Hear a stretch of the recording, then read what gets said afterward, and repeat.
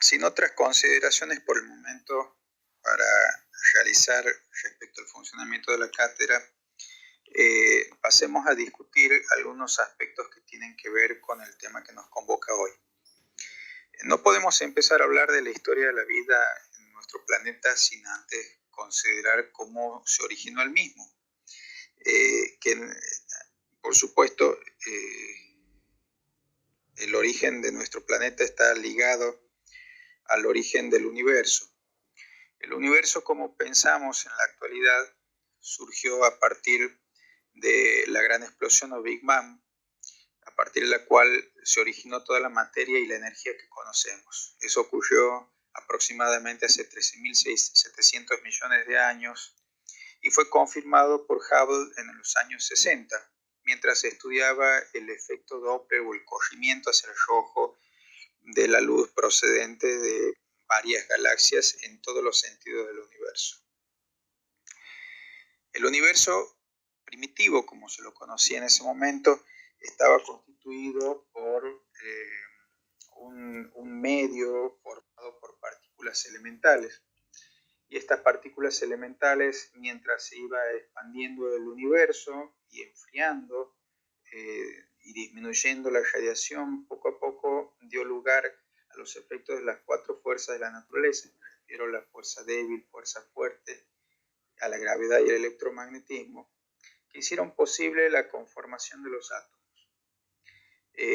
Este hecho importante dio lugar, combinado con la anisotropía del universo y a la gravedad, hicieron posible la formación de las estrellas.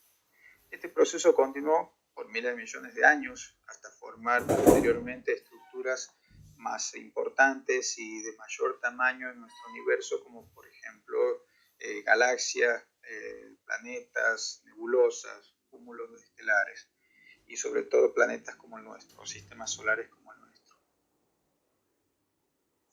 Nuestro sistema solar se originó de una nube molecular y de polvo estelar que quedó como remanente luego de la explosión de una estrella. Nuestro planeta estuvo vinculado siempre a la formación de este sistema solar y surgió hace 4.600 millones de años, iniciado como una masa caliente de hidrógeno y otros átomos que fueron agrupándose de acuerdo a su peso. Desde luego, los más pesados quedaron vinculados al interior de la Tierra, como el hierro, el níquel, hacia el centro, donde todavía obviamente se encuentran en gran cantidad, y los más ligeros como el silicio y el aluminio formaron una capa media, mientras que los más livianos como el hidrógeno, el oxígeno, el nitrógeno y el carbono en las capas más externas de la atmósfera.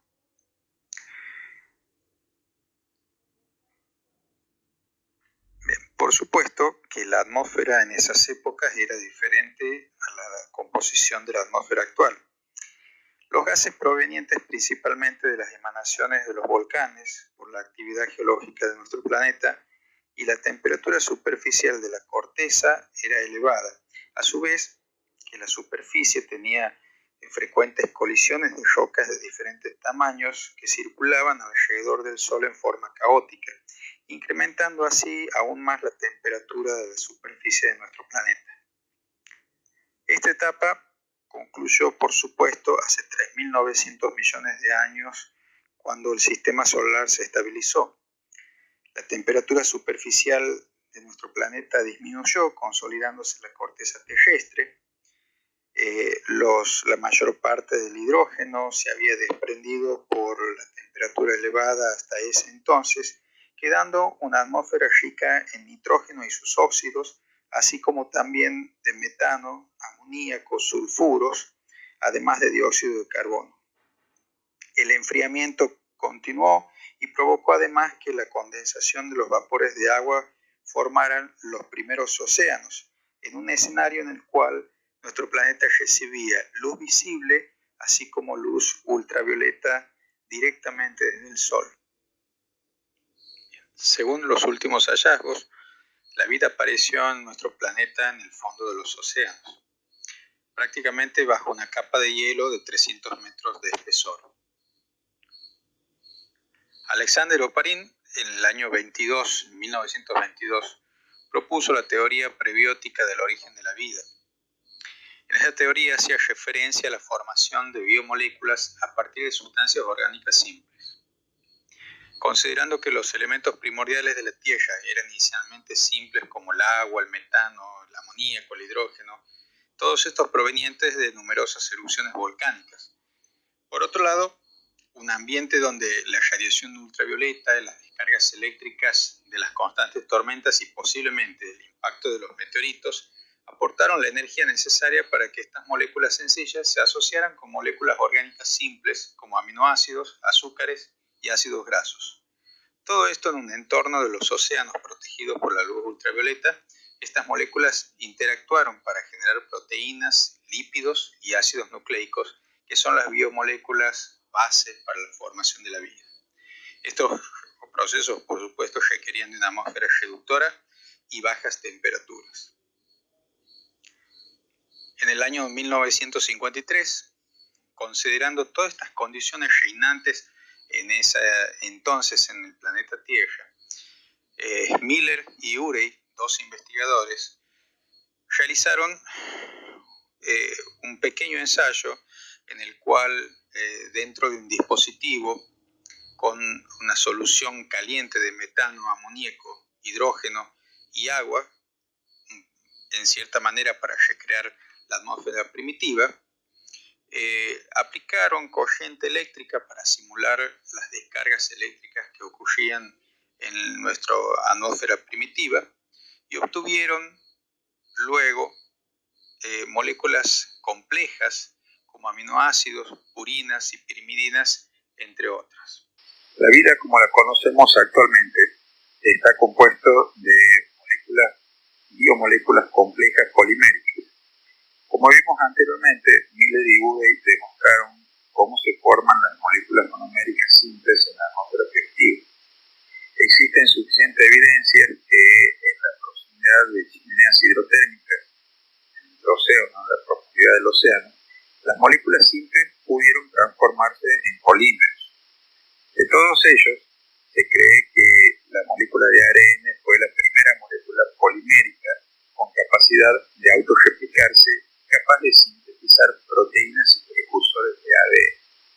Todo esto gracias a su actividad enzimática sobre sí misma y sobre otras moléculas, lo que además la hace capaz de portar información y tener química sobre la misma molécula para adquirir formas tridimensionales. Por otro lado, dos biomoléculas presentes en las células actualmente, como son los aminoácidos y los lípidos, pueden formar especies de microesferas en medios acuosos. Los aminoácidos, por su parte, forman los coacervados, mientras que los lípidos pueden formar esferoides conocidos como liposomas. En el primero de los casos, los coacervados, frente a diferentes cambios de temperaturas, sorprendentemente pueden agregar a su estructura elementos proteinoides, produciendo polimerizaciones y finalmente microesferas por gemación, alcanzando una especie de replicación de las mismas.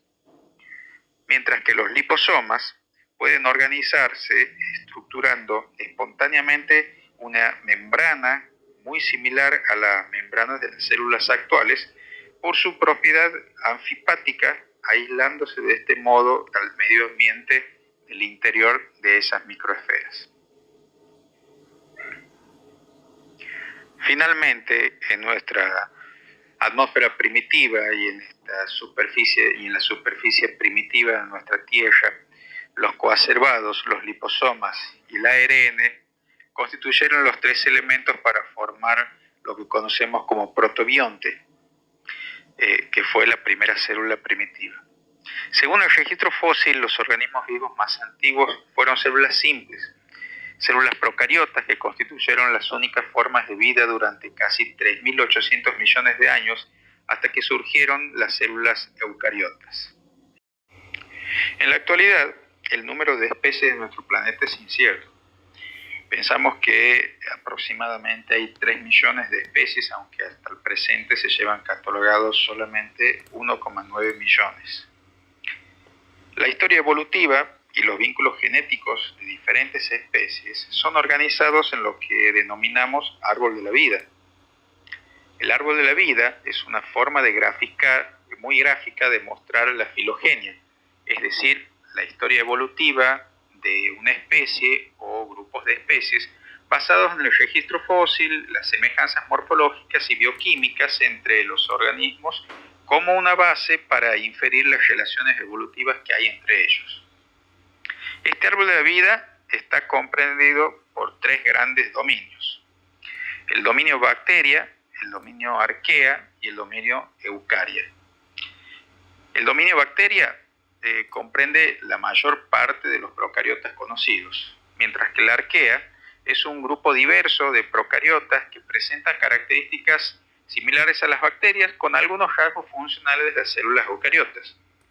Mientras que el dominio eucaria está formado por organismos que poseen células con un núcleo verdadero, tanto organismos unicelulares, así como plantas multicelulares, hongos y animales.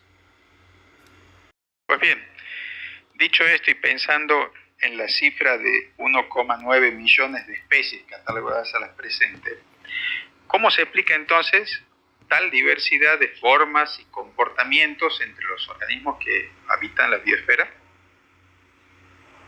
No puede ser de otra manera sino a través de la evolución de los organismos. La evolución de los organismos es la teoría o es la idea que se ha desarrollado desde hace un tiempo en el ámbito de la biología, que explica el origen de la biodiversidad de los organismos vivos que habitan en nuestro planeta. En el año 1859, un naturalista inglés de nombre Charles Darwin edita su libro El origen de las especies, de donde extraemos la siguiente frase: tanto en el espacio como en el tiempo nos parece haber encontrado algo cercano a ese gran acontecimiento, ese misterio de misterios que fue la aparición de los seres vivos. Durante su viaje en el Beagle, Darwin llegó a catalogar diferentes organismos y estudió entre ellos 14 especies de aves conocidas como pinzones, con diferentes picos y diferente comportamiento, concluyendo que una especie continental era la que originaba todas las diferentes, y al distribuirse en diferentes islas y aislarse geográficamente, hizo que fueran gradualmente diferenciándose. Este aislamiento produjo un aislamiento reproductivo, lo que condujo al surgimiento de nuevas especies con características morfológicas y además con comportamiento diferente. Concluyó entonces Darwin que las especies van transformándose gradualmente con el paso del tiempo, siendo el principal causa de este cambio la selección natural. Darwin le asignó al medio ambiente un rol activo en este proceso al observar que el medio ambiente ejerce una especie de presión sobre los organismos, de modo que solo sobreviven aquellos que presentan variaciones adaptadas y pueden dejar mayor descendencia que los organismos menos aptos, que desaparecen con el tiempo. A esta altura nos detengamos entonces a remarcar algunos aspectos que son importantes de la teoría. Las especies no son inmutables, es decir, que cambian gradualmente y se adaptan al medio ambiente. El agente que produce estos cambios es la selección natural, es decir, la presión del medio ambiente. Y algo muy importante, esta presión del medio ambiente provoca cambios en el reservorio génico de una población a medida que va pasando de generación en generación. Todos estos conceptos Darwin los sintetizó en una sola palabra conocida como evolución. Y entendamos que la evolución es descendencia con modificación. Ahora bien, a esta altura todo suena muy lindo, como una teoría muy pintoresca, pero ¿qué pruebas tenemos actualmente de la existencia de la evolución? Y además, ¿cómo ocurre la evolución? Bueno, en los siguientes minutos discutiremos justamente qué pruebas tenemos de la existencia de la evolución, tanto desde el punto de vista anatómico, paleontológico biogeográficas, embriológicas, bioquímicas y hasta genéticas. Y vamos a analizar cómo ocurre la evolución, cuáles son las modalidades de la evolución, en estos 4 aspectos que vamos a describir dentro de breves minutos. Si analizamos comparativamente la estructura anatómica de varios organismos, vamos a ver que algunos tienen un origen embrionario común con estructuras internas, como por ejemplo estructuras óseas similares, pero a veces la forma, la morfología y la función pueden ser diferentes. Si comparamos estos 3 ejemplos que estamos viendo ahora en pantalla, como el brazo de un humano, el ala de un ave y la extremidad también de un murciélago, podemos distinguir en sus estructuras óseas que son muy parecidas entre sí, a pesar de que cumplen diferentes funciones. Esto se está considerando actualmente como prueba de que estas 3 especies proceden de un antepasado común. Cuando un órgano posee una estructura similar, pero que cumplen diferente función o bien su morfología es diferente, se lo conoce como órganos homólogos. Y a este tipo de evolución se la conoce como una evolución divergente. Por su parte, podemos encontrar también en otros grupos de organismos que hay órganos análogos, es decir, aquellos que a pesar de tener diferente origen embrionario, es decir, que al analizar sus estructuras anatómicas son diferentes entre sí, pero sin embargo todos ellos tienen una función similar y hasta una forma más o menos similar. Es así como podemos comparar, por ejemplo, el ala de un insecto, el ala de un ave, el ala de un murciélago, todas cumplen la misma función. Y por eso a estos órganos, a pesar de no tener el mismo origen embrionario y cumpliendo la misma función, se lo conoce como órganos análogos. Este tipo de situaciones se consideran indicadores de que las especies proceden de antepasados diferentes. O sea, no tienen un ancestro común, sino que son diferentes, a pesar de que sus órganos o sus funciones sean similares. A este tipo de evolución, a esta modalidad de evolución, se la conoce como evolución convergente. En otro orden, también podemos distinguir en la naturaleza cómo 2 o más organismos influyen mutuamente en su evolución. Por ejemplo, el cambio evolutivo en alguna característica de una planta, ¿cómo podría afectar la evolución de un herbívoro que se alimenta de ella, el cual a su vez afecta la evolución de la planta? La coevolución se puede ver notablemente, o es más probable, cuando distintas especies tienen interacciones ecológicas cercanas entre sí. Y esto ocurre en cualquiera de las relaciones tróficas que nosotros podemos analizar en un ecosistema, como por ejemplo la competencia, el mutualismo, la depredación o el parasitismo.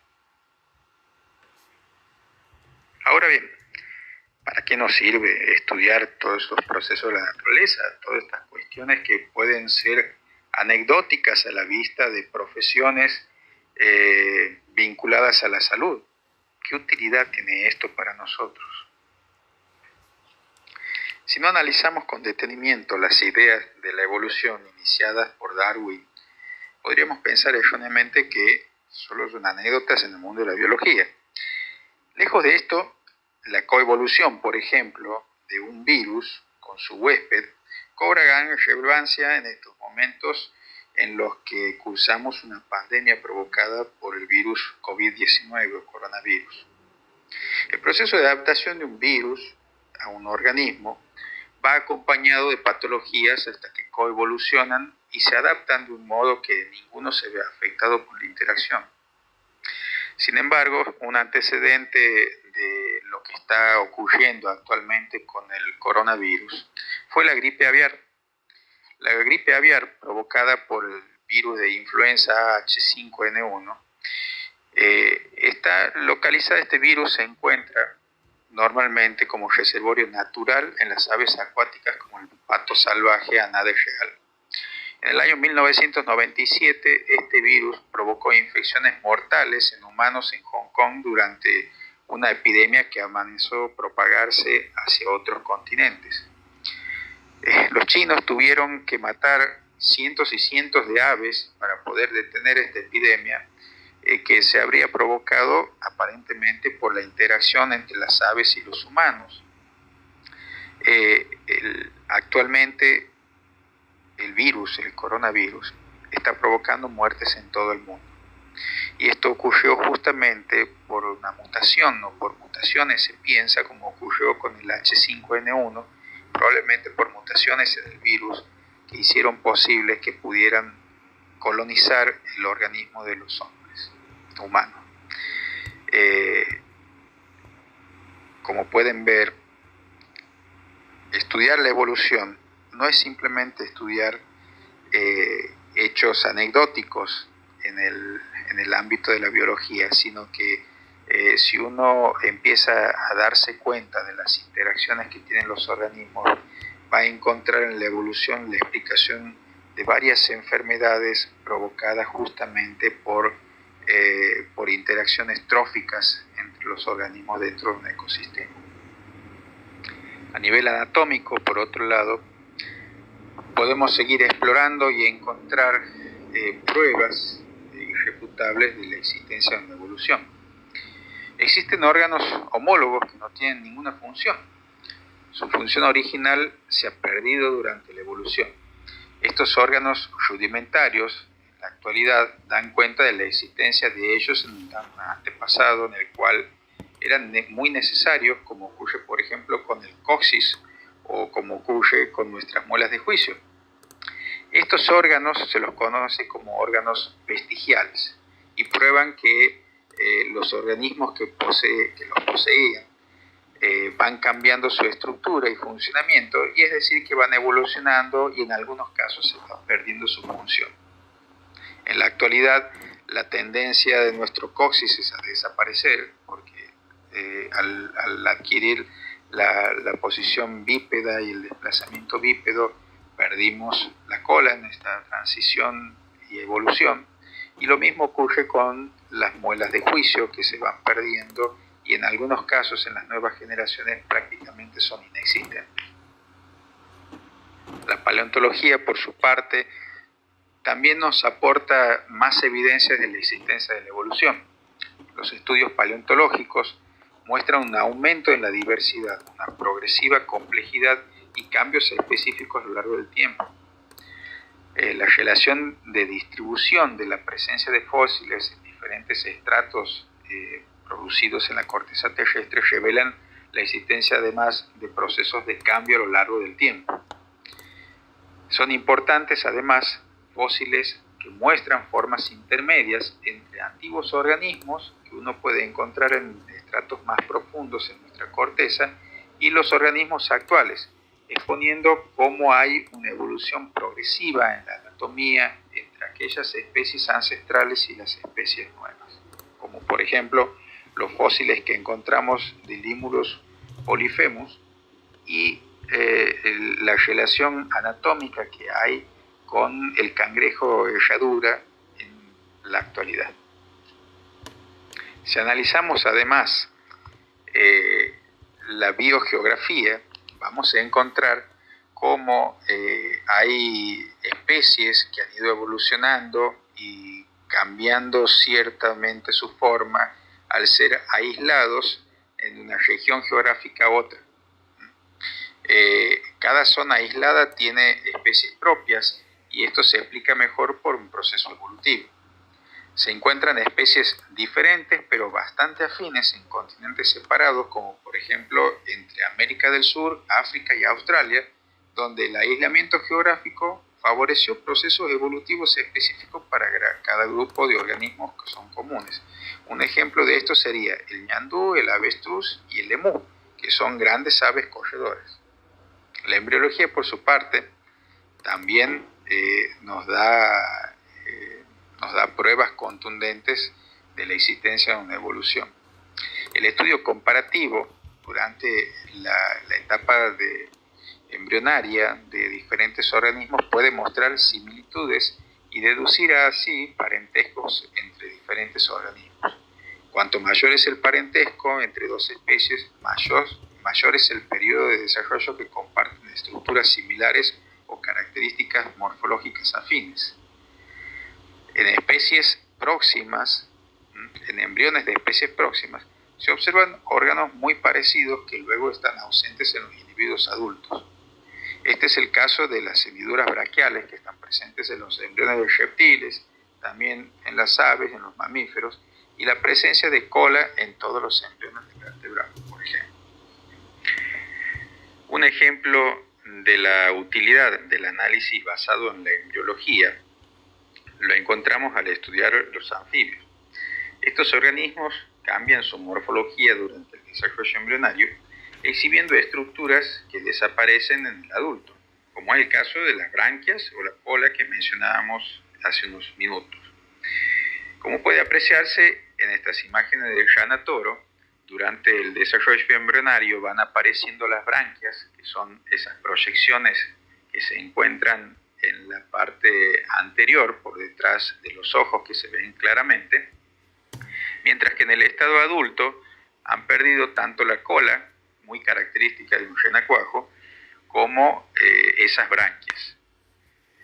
Si comparamos las estructuras encontradas en las salamandras, como el axolotl mexicano, podemos ver también que en su estado embrionario presenta una cola que, si bien la perdura hasta el estado adulto, podemos ver las branquias, en este caso externas, que se mantienen como estructuras muy características en el estado adulto, mostrando así el parentesco filogenético respecto a la rana toro y por ende incluyéndolos a estos dos organismos en la clase anfibia.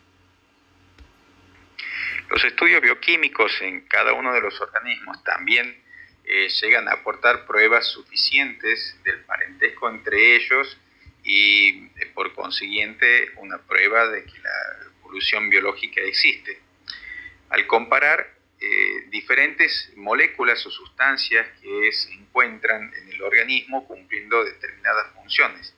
Tal es el caso de proteínas o familias de proteínas y enzimas, que en algunos casos realizan las mismas funciones y presentan estructuras químicas similares. Dos ejemplos contundentes de estos los representan los grupos sanguíneos y el sistema inmunológico con toda su amplia variedad de moléculas que cumplen defensas en el organismo. Por último, la genética aporta también pruebas suficientes de la existencia de la evolución. Estas pruebas ponen de relieve la similitud molecular de diferentes organismos comparando las secuencias de proteínas, la secuencia de aminoácidos de la proteína y también la secuencia del ADN.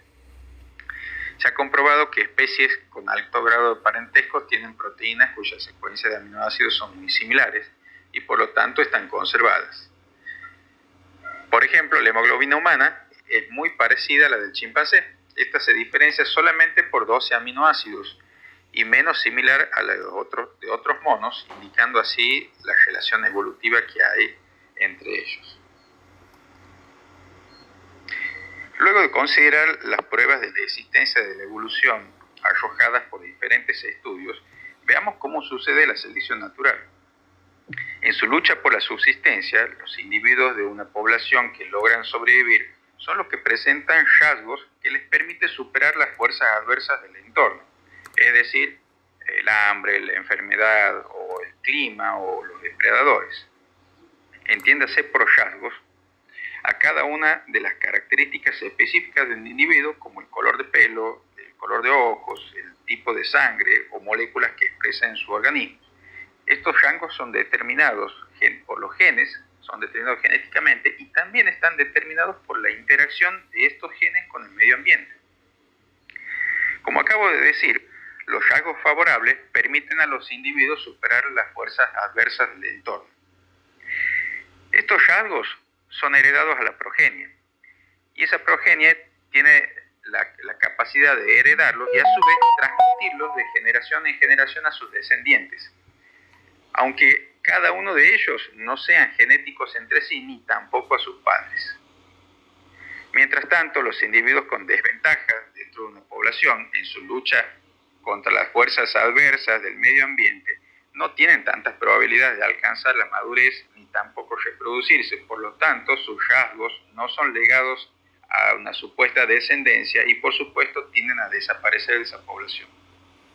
En el curso de muchas generaciones que van pasando de generación a generación, este proceso se va conservando y va fortaleciendo los rasgos mientras va eliminando otro, lo que va gradualmente transformando a una especie.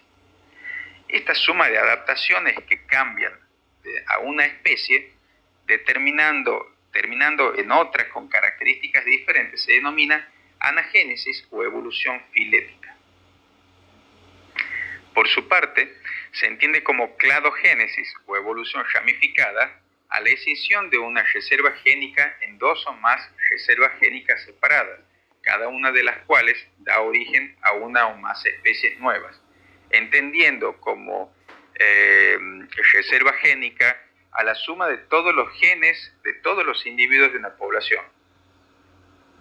De esto es fácil deducir que solo la cladogénesis promueve la diversidad biológica al aumentar el número de especies nuevas diferentes. Ahora bien, a lo largo de toda esta exposición venimos hablando de especies y especies y especies. ¿Y qué es una especie? Especie es una palabra latina que significa tipo o apariencia. Este concepto no representa ninguna relación entre organismos como veníamos estudiando hasta ahora. En un sentido biológico, el concepto de especie tiene en cuenta no tan solo la apariencia morfológica, sino también las diferencias en la fisiología y la bioquímica, así como también las secuencias de ADN. Por lo tanto, en un sentido biológico, especie es una población o un grupo de poblaciones cuyos miembros tienen el potencial de entrecruzarse en la naturaleza y producir descendencia variable y fértil, pero que no son capaces de producir descendientes viables y fértiles con otras poblaciones. Reproductivamente significa que son compatibles.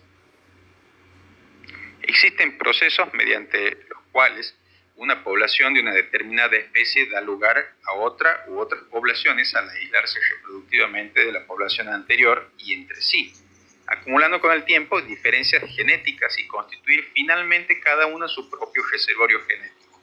Como mencionamos anteriormente, un reservorio genético es un conjunto de genes y sus alternativas, denominadas alelos, presentes en el genoma de todos los individuos existentes en una población. A este mecanismo, a este proceso se le denomina especiación. El proceso de especiación, a lo largo de 3.800 millones de años, ha dado origen a una enorme diversidad de organismos de todos los dominios que han poblado y pueblan. Veamos entonces cuáles son los mecanismos de especiación por los cuales se han formado las nuevas especies que habitan en la biosfera. Existen varios mecanismos y vamos a considerar algunos de ellos, como por ejemplo la especiación alopátrica. En este caso, el flujo de genes de la población se interrumpe al existir un impedimento geográfico que permita ese flujo y dividir a la población en dos subpoblaciones geográficamente aisladas, y de esta manera cada una empezará a desarrollar su propio reservorio génico. Por otro lado, la especiación simpátrica ocurre cuando algunos individuos sufren una mutación y empiezan a diferenciarse de la población ancestral, ocupando un nicho diferente en el mismo espacio geográfico donde se había desarrollado su población de origen. Un tercer mecanismo es la especiación parapátrica. En este caso no existen barreras concretas para el flujo génico. La población es continua, pero aún así el apareamiento no es aleatorio. Si pensamos en una área muy grande donde habitan insectos, lo podemos entender claramente. Es más probable que los individuos se apareen con sus vecinos geográficos que con individuos de otra zona o área de distribución de la población que esté más alejada. Es muy importante entender entonces el papel que tiene el flujo génico o el flujo de genes dentro de la población para comprender claramente este mecanismo de especiación. Ahora bien, venimos hablando de especies, venimos hablando de poblaciones. ¿Y qué es una población? Una población es un grupo localizado de individuos de la misma especie que coexisten en el mismo espacio y tiempo y con alta cohesión reproductiva y ecológica, es decir, capaces de intercambiar material genético entre ellos. El conjunto total de los genes, como mencioné en alguna diapositiva anterior, el conjunto total de los genes de una población en un momento determinado se denomina acervo génico de la población. Está formado por todos los alelos de los genes de todos los individuos de una población. Y en ese sentido, cada alelo y cada gen tiene una proporción que denominamos frecuencia dentro de la población. Fíjense que la frecuencia de los alelos y el acervo génico de una población tienden a permanecer constante de una generación a la otra, siempre y cuando no actúe la selección natural produciendo cambios y promoviendo obviamente la evolución. La frecuencia de los alelos se van alterando o va variando el acervo génico. Y esto puede ocurrir por cambios en la secuencia de los nucleótidos de ADN en los genes de las células germinales que terminan después produciendo gametos y luego de fusionarse transmiten estos genes a la generación siguiente. Esto no es otra cosa que una mutación. Y por otro lado, también es posible variar la frecuencia de los alelos y como consecuencia el acervo génico, mezclando o recombinando los alelos existentes en el acervo génico de una población que se reproducen obviamente sexualmente. Como consecuencia de esto, la reproducción sexual genera nuevas combinaciones de alelos en una generación nueva. A esto le llamamos recombinación sexual aleatoria. Considerando lo expuesto hasta ahora entonces, podemos concluir que las adaptaciones a un medio ambiente tienen lugar cuando algunos individuos contribuyen con más descendencia que otros en la población, de manera tal que las frecuencias de los genes de la población se modifican conduciendo a la adaptación de los individuos al ambiente que influyó sobre el éxito reproductivo. Este es, alumnos, el mecanismo que Darwin denominó selección natural. Para finalizar, les sugiero consultar la bibliografía que a continuación les indico para ahondar más en los conceptos expuestos en las clases de hoy. Muchas gracias. Hasta la siguiente clase.